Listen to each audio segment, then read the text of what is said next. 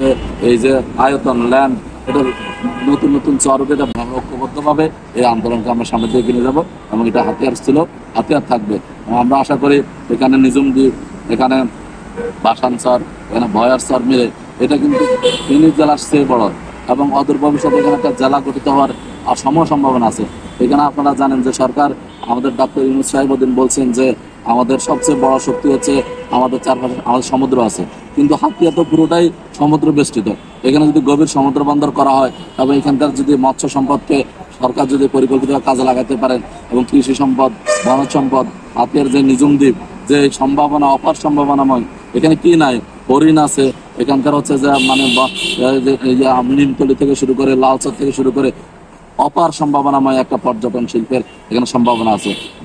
ইতিমধ্যে বিদেশ থেকে দেশ থেকে হাজার হাজার মানুষ সেখানে ঘুরতে যাচ্ছে। আমি মনে করি সরকার যদি এই ব্যাপারে দৃষ্টি দেয়, এখানে একটা আলাদা জেলা হওয়ার এবং এখানকার একটা পরিকল্পিত একটা আমরা বলি অর্থনৈতিক অঞ্চল করার এখানে সুযোগ আছে এবং সরকার সেভাবে পদক্ষেপ নেবেন। আমরা তরুণ নেতৃত্ব হিসেবে আপনারা জানেন যে হাতিয়াতে আমাকে জামাত ইসলাম পক্ষ থেকে সংসদীয় প্রার্থী হিসেবে ঘোষণা করা হয়েছে। প্রাথমিকভাবে আমরা কাজ করতেছি এই সম্ভাবনাগুলো কাজে লাগানোর জন্য। এবং আপনারা দেখেন হাতিয়া পার্শ্ববর্তী সন্দ্বীপ ফেরি পেয়েছে, অথচ আমরা ফেরির জন্য কত আগ থেকে আমরা বিআইডব্লিউটিসি বা বিআইডব্লিউটিএ এগুলো আমরা স্মারক থেকে দিয়েছি, যোগাযোগ করেছি, কথা বলেছি, কিন্তু হাতিয়ার ফেরি এখন পর্যন্ত হয় না। এখন পর্যন্ত হাতিয়ার মানুষ সে আদিম যুগের মতো জীবনের ঝুঁকি নিয়ে নদী পার হচ্ছে ঝুলে ঝুলে। যে কোনো মুহূর্তে আমি কালকে আসলাম, স্পিডবোট বন্ধ হয়ে গেছে, আমি বাঁচবো কি বাঁচবো না সেরকম একটা পরিস্থিতি। তো আধুনিক যুগে ডক্টর ইউনূস সাহেব যখন বাংলাদেশের প্রধান উপদেষ্টা, সেই সময় আমরা মনে করি না হাতের মানুষের মানবতার জীবনযাপন থাকা উচিত। যদিও আগের সরকার ফেসিবাদী সরকার ডিজিটাল সরকার নাম দিয়েছে, মোহাম্মদ আলী সব মানে বুক করেছে, কিন্তু হাতের এই সমস্যাগুলো সমাধানের জন্য কাজ করে নাই। আমরা মনে করি অন্তর্বর্তীকালীন সরকার সকল সমস্যাগুলো সমাধানের জন্য কাজ করতেছেন।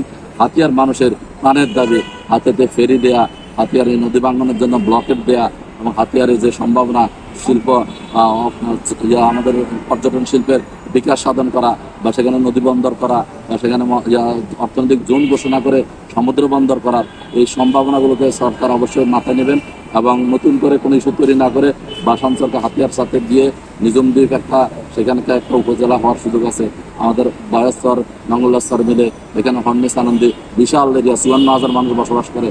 এরপর হচ্ছে যা বাসানচর, এখানে ৩-৪টা উপজেলা করে হাতিয়াকে একটা জেলা করার আবার আগামী দিনে একটা অপার সম্ভাবনা আপনারা জানেন।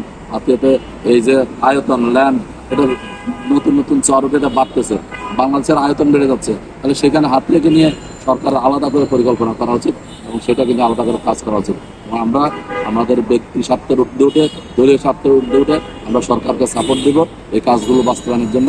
এবং আমরা মনে করি সবাই মিলে আমরা ঐক্যবদ্ধভাবে হাতিয়ার শুধু নয়, আমরা যে কোনো স্বার্থ ন্যায়ের পক্ষে আমরা আছি, আমরা থাকবো। কোনো অন্যায়, কোনো বৈষম্য নতুন করে সৃষ্টি হোক, কেউ ক্ষমতার অপব্যবহার করে এক এলাকার ভূমিকে আরেক এলাকা নিয়ে সম্পৃক্ত করুক, এটা আমরা চাই না, এটা আমরা হতে দিব না। ইনশাআল্লাহ আমরা এটা প্রতিহত করব।